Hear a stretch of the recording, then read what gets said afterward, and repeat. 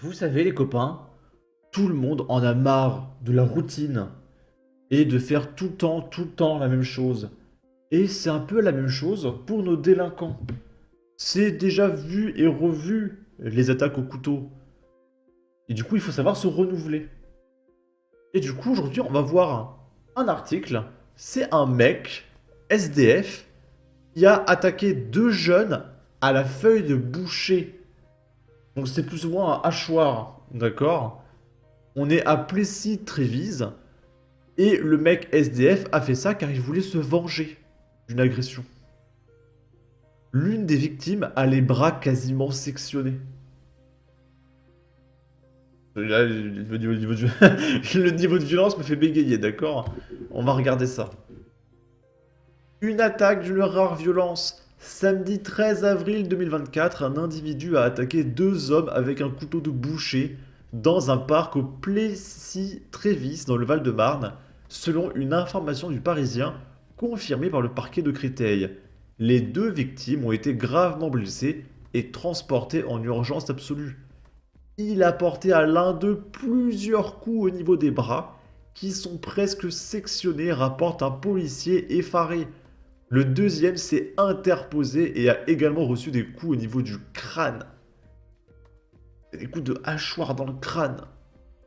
Je plisse les yeux, hein. Waouh, waouh, waouh, waouh. Arrivé sur place, alors que l'agresseur avait déjà pris la fuite sur son scooter, les policiers ont trouvé sur l'une des deux victimes, avec 5 plaies saignantes, au thorax, à la cuisse, sur les jambes et au cou. Selon les premiers éléments, les deux victimes connaissaient leur agresseur. Des témoins assurent qu'à peine est-il arrivé sur place qu'une dispute a commencé, précédant l'agression physique de quelques instants seulement. L'auteur de cette tentative de meurtre aurait lui-même été victime, la veille des faits, de coups portés à l'aide d'un tournevis qui aurait pu le pousser à se venger. Il est actuellement recherché par la police. Donc, il y a un mec, il prend un tournevis, donc l'autre pour se venger, il prend un hachoir. Donc je suppose que les mecs vont se revenger, ils vont prendre quoi, une tronçonneuse. Après l'autre il va prendre un tracteur, après l'autre il va prendre une pelleteuse, ça va s'arrêter quand en fait? Bon, j'espère que la victime n'aimait pas le chocolat. Chronique de la France occupée. Attaque à coups de tournevis la veille, il découpe les bras de son agresseur avec une feuille de boucher. C'était vraiment dommage qu'il n'y ait pas d'épreuve de maniement de couteau ou de feuille de boucher au JO. On aurait fait un strike grâce à nos chances pour la France régularisée par le RN. Oh, et LR, quoi? Il accuse le RN de régulariser les migrants. Pardon?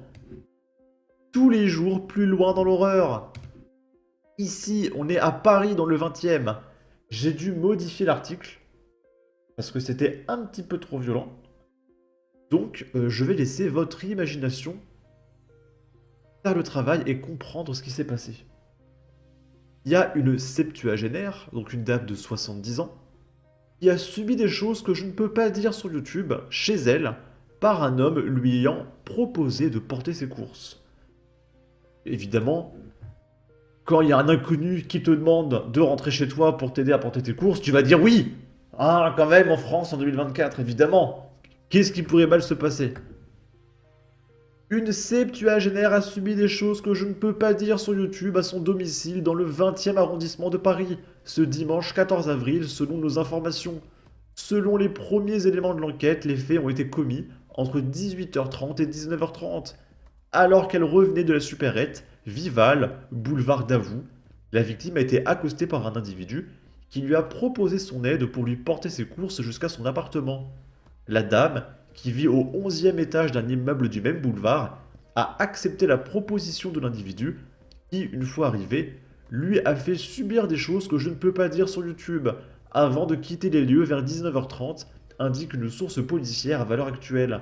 La victime devait être conduite aux unités médico-judiciaires ce lundi matin. L'auteur est en fuite. Le deuxième district de police judiciaire a été saisi. Et là, il y a un truc que je comprends pas. C'est que pourquoi la plupart des mecs qui font ça, ils le font à des mamies de 60, 70 ans, parfois 80 ans. Les mecs sont en chien qu'ils en peuvent plus, quoi. Mais ils veulent une mamie de 70 ans, ils font oh. C'est quand même glauque, quoi. C'est bizarre, hein. Bon, Ah, c'est donc ça les fameux petits anges qui aident leurs voisins, disent toujours bonjour et sortent les poubelles et tout s'explique. Arrobase Gérald Darmanin, arrobase Emmanuel Macron, vous vous rendez compte qu'ils font même des choses que je ne peux pas dire sur YouTube aux vieilles personnes. Nos enfants, tout y passe. Nous vivons dans une société où il faut être vigilant. C'est fini les années 90 où nous risquons rien. Grâce à l'Europe, nous devons armer nos parents âgés. D'après ses voisins, il était gentil. Il disait bonjour et portait les courses. Ici. Là, ça fait 2 fois que ça va être un peu compliqué. Il y a quelqu'un d'un petit peu trop jeune, de 9 ans, qui s'est fait défoncer à la Madeleine. Le suspect de 14 ans, donc toujours plus jeune, a évidemment été immédiatement remis en liberté. C'est la nouvelle qui n'a aucun sens. Après avoir défoncé quelqu'un, il a évidemment été remis en liberté. Bah oui, oui, oui, on est en France, oui. D'accord. Et il sera jugé en juin. La victime a été rouée de coups, notamment à la tête, alors qu'elle était tombée au sol. J'accepte les cookies. Cette violente agression s'est déroulée sur le City Stade du Square Charles Pastour, jeudi soir, alors que la fillette jouait au football avec 2 amis. À la suite d'une altercation, l'adolescent est soupçonné d'avoir roué de coups la victime et d'avoir continué à la frapper à coups de pied à la tête, avant qu'elle ne perde connaissance. La fillette a été transportée au CHU de Lille dans un état très grave. Son état de santé s'est ensuite amélioré et son état est désormais stable. Elle a pu être interrogée par les enquêteurs. L'adolescent s'est présenté au commissariat de Lille vendredi soir en compagnie de sa mère. Il a alors été placé en garde à vue. Le suspect avait été rapidement identifié par les forces de l'ordre grâce aux vidéoprotections. En attente, il a été placé sous contrôle judiciaire avec interdiction de se rendre au Square Pastour de la Madeleine, interdiction d'entrer en contact avec la victime et obligation de se soumettre à un traitement médical.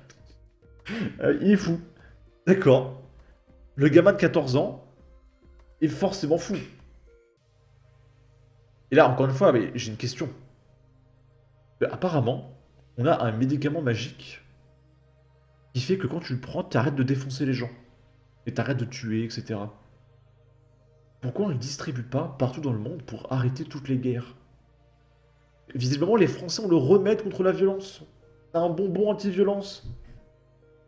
Pourquoi ça existe qu'en France? Bon. Et du coup, il aura un traitement médical et de soins assortis d'une mesure éducative judiciaire provisoire. Ok. Dans ce dossier, le parquet de Lille a ouvert une enquête du chef de violence sur mineurs de moins de 15 ans avec ITT supérieur à 8 jours. Et du coup, évidemment, il a été relâché. Ok. Profil du suspect. MDR sous foutage de gueule. Bordel, mais à quel moment ce gamin va comprendre la gravité de son geste s'il est déjà chez lui le lendemain? Bref, en tout cas, n'hésitez pas à donner votre avis, votre opinion, à partager, liker, commenter, ça aidera au référencement de la vidéo sur YouTube. Abonnez-vous, suivez-moi sur Twitter et à la prochaine pour de futures vidéos. Ciao!